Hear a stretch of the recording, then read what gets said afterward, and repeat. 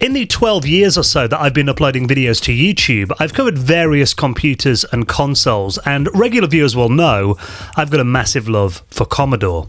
The company who shaped my early computing years, and I've covered it before, my first system was actually a Commodore Plus 4, which, although not a machine with a great reputation today, or even at the time, was still the machine that really set me off on my path with computers. And then, of course, when I got an Amiga in 1991, that changed everything for me. And then, when we could actually still attend events, I regularly went to Commodore and Amiga shows all around the world, and it would be fair to say that the Amiga is my favourite retro platform. I make no secret of that. But actually, Commodore wasn't the company that got me into computers in the first place. Like many British kids who started school in the 80s, my first computing experience was actually on an Acorn BBC Micro. And the story of Acorn versus Sinclair, the first two big British home computer companies, has been told many times over the years, including the brilliant docudrama Micromen, that I actually did an entire podcast about with Tony Saint, who was the writer of it, and you can check that out by listening to the Retro Hour podcast, episode number 220, if you want to hear more about that story. And because Acorn BBC Micros were used in schools here in Britain, that was actually the first computer that captivated my imagination as a really young kid. I've got vivid memories of using the robotic turtle, using the kids' programming language logo and making it go across the room, and with a plotter in there, draw graphs and that kind of thing. And we had a great teacher called Mrs. Moore, who noticed my passion for computing when I was probably around 6 years old. And my friend Gary and I would often stay back after school for a couple of hours while she was marking work, and we'd just play around on the BBC Micros, printing out crap Christmas cards on the Star LC10 dot matrix printers and learning how to program. And actually we made an adventure game in BBC Basic that I think did just about run. Now, unfortunately, the BBC Micro was priced way too high for most British kids in the 80s to afford. And even in the late 80s, when I got my first machine, the BBC Micro sold for about £400. And to put that into perspective, I got my Plus 4 for about 50 quid, a few years after it was discontinued. Now, the first Acorn machine I got my hands on at home was actually a second-hand Acorn Electron that I got, I think, for about £5 back in the mid-90s. And it was a cut-down home version of the BBC Micro that wasn't a big success, but it did have a lovely mechanical keyboard, and you could actually expand it to be close to the power of the BBC Micro. And of course, you had the powerful BBC Basic language on it. But the machine that I spent most of my time with at secondary school was the Acorn Archimedes. Now, these systems were actually launched back in the late 80s, but it was really in the early to mid 90s that I first saw one. My secondary school had a load of these smaller desktop A3000 machines, and these kind of were styled a bit like an Amiga 500 or an Atari ST, with the wedge all-in-one design. But again, the Archimedes was pricey. It actually launched at £800, which, I've done the conversion, actually works out today at around £2,300 in today's money. But I did love them at school, and for the last 30 years or more, and particularly more recently with the retro scene becoming so big, I've seen so many people claim that these are actually all-round better and more capable machines than my beloved Amiga, and people often say they're actually better gaming platforms. But is that really the case? Now, the Archimedes range is most famous for being the first RISC-based home computer that was based around the ARM chipset, which was developed by Acorn, and of course today it's found in every smartphone in the world. And back then, you've got to remember that RISC really was the big buzzword in computing. RISC architecture is going to change everything. Yeah, RISC is good. And being a 32-bit RISC-based machine, the Archimedes was actually very advanced, and they needed an operating system that would harness that power. And that, of course, was RISC OS, a quirky but powerful operating system that was bundled on ROM with the A3000, and we'll have a closer look at that very soon. Now, I actually got my hands on an Acorn Archimedes in recent years. I've had this in my collection now for about 5 years, but it took me this long to finally get around to doing a video on it, and it is the A3010.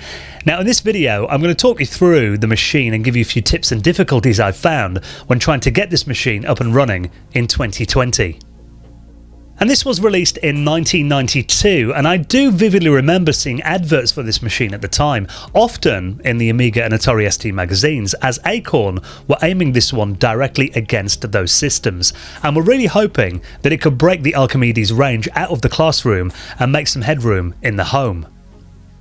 And they released two new systems, the A3010 and the more powerful 3020, that were both running RISC OS 3.1 and were based on the same motherboard design. Just the 3010 had some components missing, but if you are handy with a soldering iron, it is actually possible to add those back on. And these machines have a smaller footprint than the previous A3000, and the 3010 most distinctively has these green function keys, which all the other machines in the range had red function keys, and apparently this was a decision that Acorn took after doing some market research. But it did make the A3010 really stand out, and I remember still seeing this on the shelf in Dixon's briefly and thinking how cool it looked, and I remember craving one of those at the time. So I do love the look of the machine, and this one actually came with some horrible stickers that were on the top of it that looked all grubby after being on there for over 25 years. So this machine was actually in quite a messy state when I got it. I've cleaned it up somewhat, but it does still need a bit of work doing on it, but I've removed those stickers and cleaned up the top. And this machine has actually got some pretty respectable specs for the day, with 1MB of RAM on board that was upgradable to 2MB, and this model comes with twin joystick ports that are suitable for standard Atari style joysticks. The A3010's also got a built-in TV modulator, no hard disk interface on here, but you could get an IDE interface with a Podule expansion as they were called. It's also got standard serial and parallel ports on here as well, mini jack audio output, and the system does actually have a small built-in speaker as well, which is quite handy, but you wouldn't want to use it for listening to game audio really. On the left of the machine we've got the reset button, and on the right is an internal high-density floppy disk drive that can read IBM PC formatted DOS disks, and it uses its own ADFS format that means it can actually cram up to 1.6MB on a high-density floppy. Now, when this came onto the market in September of 1992, it was going squarely up against the Amiga 1200 and the Atari Falcon shortly after, and at a retail price of £499, the A3010 was actually £100 more than the Amiga 1200, which came with 2MB of RAM. It had IDE and PCMCIA interfaces on board, meaning that it was cheap and easy to add peripherals like a hard disk and later a CD-ROM drive that wasn't quite so easy or affordable with the Archimedes. And it's worth pointing out that actually there is no Archimedes branding on the A3010, even though it is still part of that range. They just for some reason did away with it at this stage. Now, getting one of these machines up and running today, there are a few things that you need to be aware of. The video output connector does look at first glance like a standard VGA output, and indeed it can do VGA, but also it can do RGB as well. So you can hook it up to a standard SCART connector with a suitable lead. Now, I got this Acorn Video to SCART connector cable, complete with audio, off eBay. It's a very thick and nicely shielded cable, but it wasn't cheap, coming in at around £26, but it does do the job nicely. Now, although it won't display all of the system's modes, for most RISC OS applications and games, it works just fine. And you'll also need a mouse. Now, don't be fooled by those standard looking 9-pin joystick connectors. You can't use an Amiga or an ST mouse on this system, that would be far too easy. You actually need to use the 9-pin mini DIN connector, which is proprietary to this range of machines, and if you haven't got one with yours, they normally go for at least £50 on eBay on their own. Now, you can get interfaces such as the small mouse, that means you can connect USB mice to the Archimedes range, but that's also around £49. Or there is something called an Arc mouse, which lets you use PS2 mice, and I see a few of these on eBay, but with a bundled mouse, again, they go for around £35. So however you look at it, if you didn't get a mouse with your machine, it's probably going to be somewhat pricey. Now, there is a software solution to enable you to use a standard old school PC serial mouse, which does work great if you're just running in the operating system, but as soon as you load most games, it stops working. And it's also worth pointing out that you'll really need a 3-button mouse, as RISC OS relies heavily on the middle mouse button. And also, this machine had a built-in nickel-cadmium battery to store settings, and it is the dreaded leaky type. So obviously, if you get a machine with that still in there, get it out right now or replace it with a standard coin cell battery. And looking inside the machine, the board is actually quite compact and very tidy for the era, with not many components on it at all. You've got 2 RAM chips, slots for 2 512k RAM expansions. I've removed the battery on mine. We've got an expansion card socket on there as well, and the chip that does most of the work, the ARM 250 CPU. Now, this also handles graphics and sound. Like many ARM systems today, this really was one of the first systems on a chip. And early A3010 machines that were released before the ARM 250 was finished actually had a bit of a kludge inside, a tower board with the ARM 2 chipset on there with some enhancements. Later, all of these components were put into a single package design. Now, when I first hooked mine up via the SCART cable, I did spot the display was rolling, and obviously I saw that as being the wrong screen mode for a PAL monitor. Obviously I've took the battery out, so all the settings have been reset to default, but you can actually change the screen mode by holding down the delete key on the keyboard while powering on, and I believe holding down T will force it to be nearer the VGA standard, but for PAL you want to hold down delete while you boot. And then we see the lovely RISC-OS desktop, or a pinboard I believe it's called. Now, this is totally mouse driven and it's on ROM, so it means you get a really fast boot up, and actually even today it is very intuitive to use, and even configuring more advanced things like memory allocation and things that require quite a bit of effort on other systems like setting up a RAM disk can all be done with the mouse in a single click. Very ahead of its time. And it came bundled with some applications on ROM that will bring back memories for any early 90s British school kid.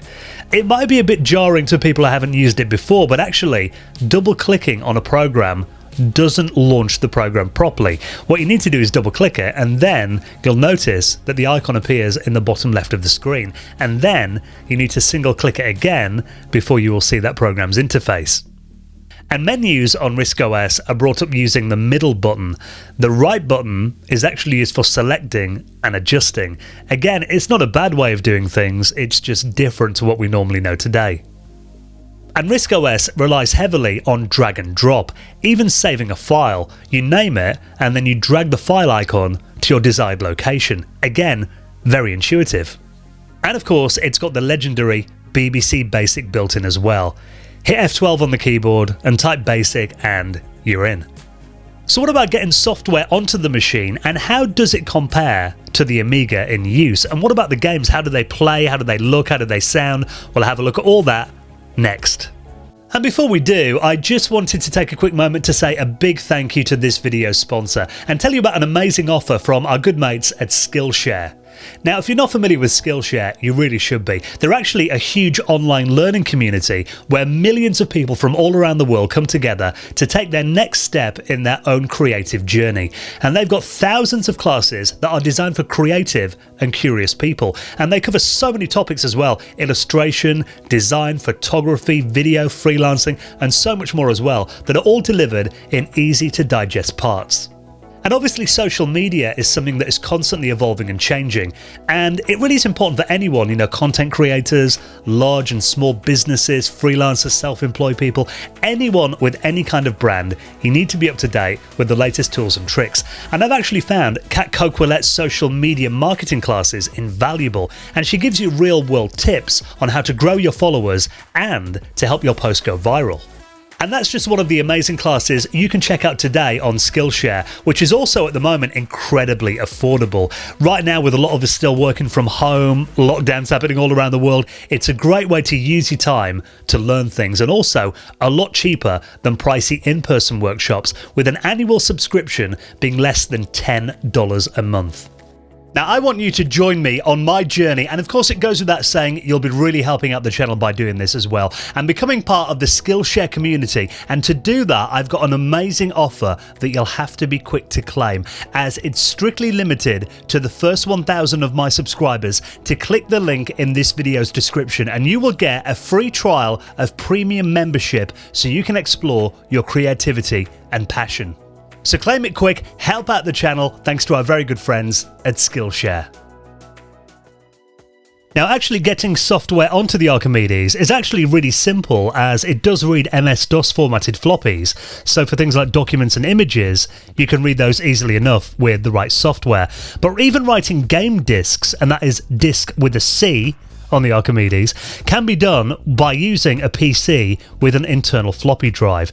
Now, little disclaimer there, it does have to be an onboard floppy, not a USB drive, but then you can write the images really simply by using a program called OmniFlop.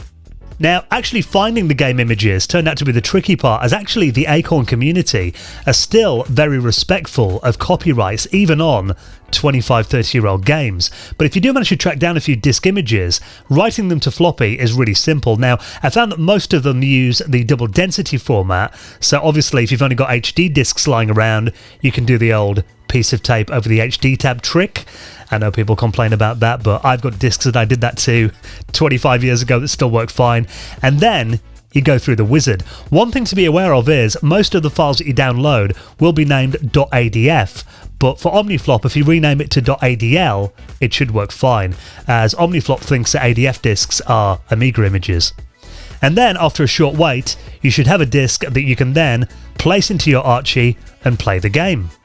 And this would actually be a good point to talk about Lander, as it is one of the most famous Archimedes games, and even though I've always been absolutely terrible at it, I do have some great memories of playing it back at school.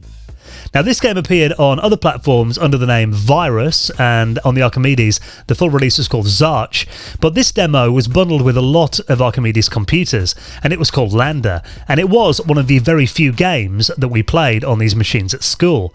And back then, the 3D completely blew my mind. Controlling an aircraft with the mouse and flying through the tile-rendered 3D landscape really showed off the power and speed of the system, and it is still great fun to play to this day. And it's always interesting looking at games that I played on the Amiga as a comparison. Now, James Pond Robocod was one of my favourite games on the Amiga. I only managed to track down a demo version of it for the Archimedes, but visually it does look very similar. The only difference that I really noticed is the scrolling is quite jerky. It actually reminds me a little bit more of the way that the Atari ST handles scrolling.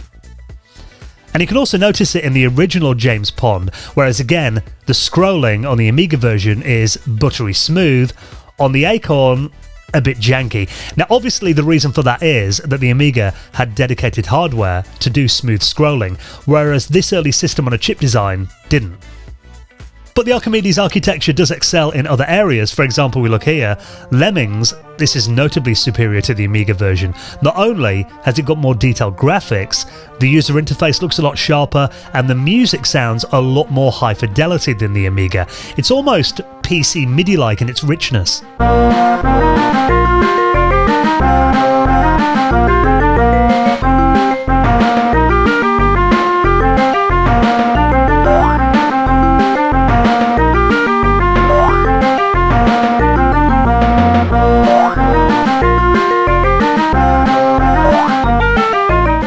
And a lot of the best Amiga ports were done by a company called Chrysalis, and one that really stands out to me is the brilliant version on the Archimedes of Pac-Mania, which plays really smoothly. A big fan of this.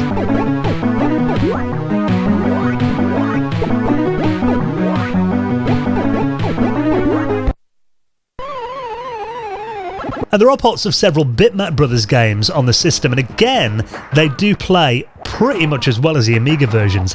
Bar the odd subtlety, again, you've got the not quite so smooth scrolling. The audio, however, again, it really shines here. It's sounding a bit more like a PC version of the game than the Polar Audio on the Amiga.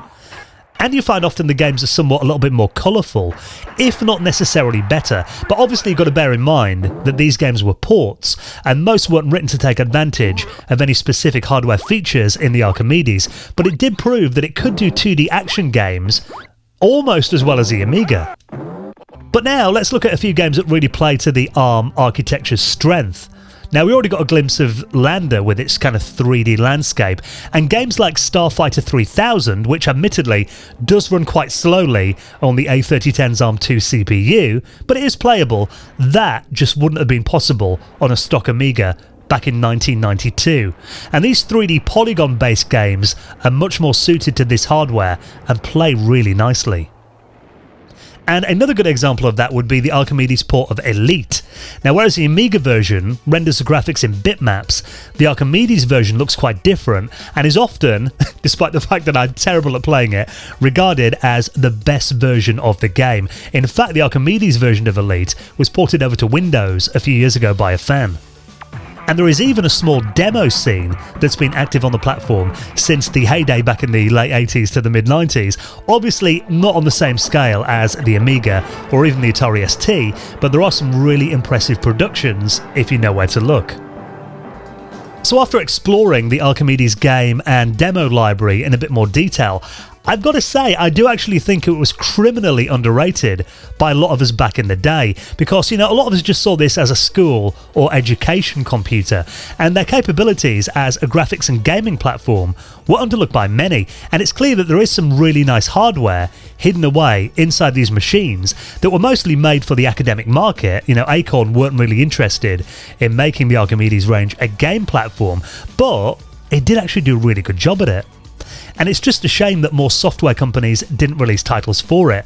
The library of games isn't very big at all, and it really wasn't very well supported, with only commercial games coming out for a couple of years, and mostly being third-party ports. But I've got to say, I do regret not having some of these great ports, and the handful of great exclusive games on floppy disk when I was a kid. It definitely would have livened up the very boring IT lessons on a Tuesday afternoon at school. So is it better than an Amiga? I mean, it's got a great operating system for certain types of games. It absolutely is. I still love the Amiga, and I think, the Amiga did have the edge for the games that were really popular with kids at the time, the kind of 2D action and platforming games. But I've got to say, the Archimedes isn't far away. And if I was lucky enough to own one of these as a kid, I think I would have been more than happy with it. What are your thoughts? Any experiences with the Archimedes? I'd love to hear your memories. Please do leave a comment in this video. And while you're here, I actually do a weekly retro gaming podcast with new episodes being released every Friday. We have a special guest on the show each week as well. We're actually joined by comedian and lifelong gaming fan Dara O'Brien on the show recently. That was actually one of the best episodes we've ever done. So if you want to check out the show, you can get it from your favourite podcast client, or just go to our website, theretrohour.com. And here on YouTube, here is another video I think you might enjoy. Thank you for watching. I'll see you next time.